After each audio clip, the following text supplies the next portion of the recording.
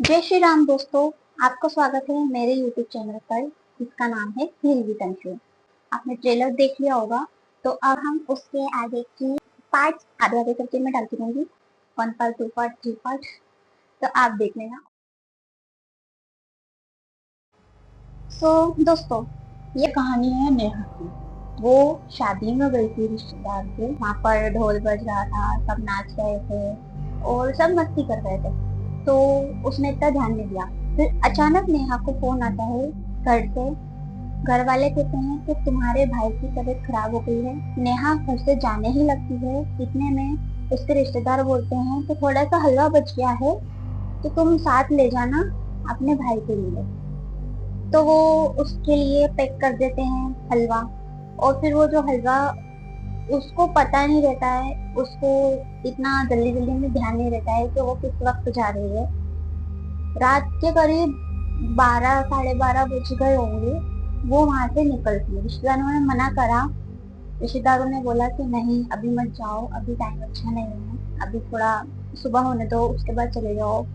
तो उसने नहीं माना, वो गई। फिर उसके बाद में रिश्तेदारों ने एक चीज उसको बोली थी कि तुम जा तो रही हो, लेकिन बीच में एक शमशान पड़ेगी, उस रास्ते पर तुमको कोई पीछे से आवाज दी तो तुम पीछे पलट कर मत देखना। उसने ये बात जल्दी जल्दी में सुन ली। और हाँ, उसको पता था कि हाँ, उसको पीछे पलट कर नहीं देखना। तो वो घर से तो निकली अपने घर जाने के लिए। जैसे ही शमशान का रोड आने वाला था, उसके हाथ में हलवे का डब्बा था। जैसे कि आपको सीरीज का टाइटल पता ही पड़ गया होगा, हलवा। तो उसके हाथ में एक हलवे का डब्बा था। हलवा गर्म था और उसकी खुशबू बाहर तक आ रही थी। तो फिर वो चलती गई। फिर जैसे ही शमशान का रास्ता आया, उसको ऐसा लगा कि उसके पीछे जैसे वो कदम बढ़ा रही है। 1 2 3 4।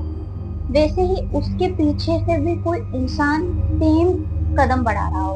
ऐसे ही वो आगे चलती रही। उसने थोड़ा इग्नोर किया कि होगा कोई, मेरा वहम है, लेकिन उसने पीछे मुड़कर नहीं देखा, क्योंकि उसके रिश्तेदारों ने कहा था कि कुछ भी हो जाए, कोई तुम्हें बुलाए तो भी तुम पीछे मत देखना। तो उसको क्लियर था माइंड में कि मैं पीछे नहीं देखूंगी।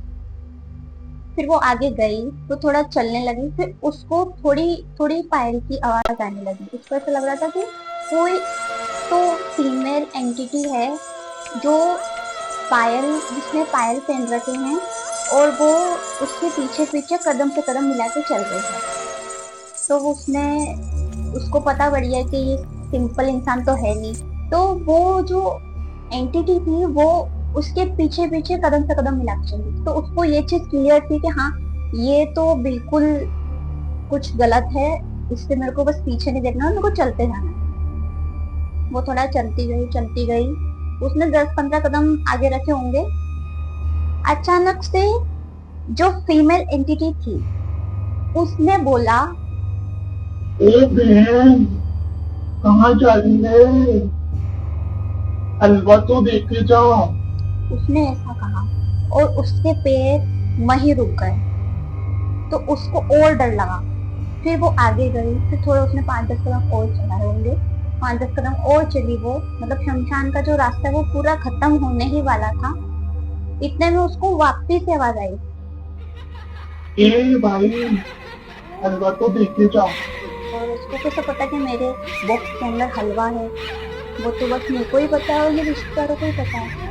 और वो पूरा जो डब्बा था वो पूरा पैक था, और उसको एक पॉलिथीन के अंदर उन्होंने बांध के दिया। तो वो तो सिर्फ उसको ही पता है ना। तो वो कंटिन्यूसली चलती गई और उसका घर थोड़े ही दूर था। और उस एंटिटी ने कहा कि तू मुझे हलवा दे, वरना बहुत बुरा हो जाएगा। उसने ये चीज सुनी और वो लड़की भाग के अपने घर के दरवाजे की तरफ गई। वो अपने दरवाजे की तरफ गई, घर के। उसने कुछ नहीं देखा। उसने सोचा कि यार, हर चीज हलवे के ऊपर ही हो रही है, तो मैं हलवा ही बाहर रख देती। तो उसने उसके घर के गेट के बाहर हलवा रख दिया, हलवे का डब्बा बाहर रख दिया।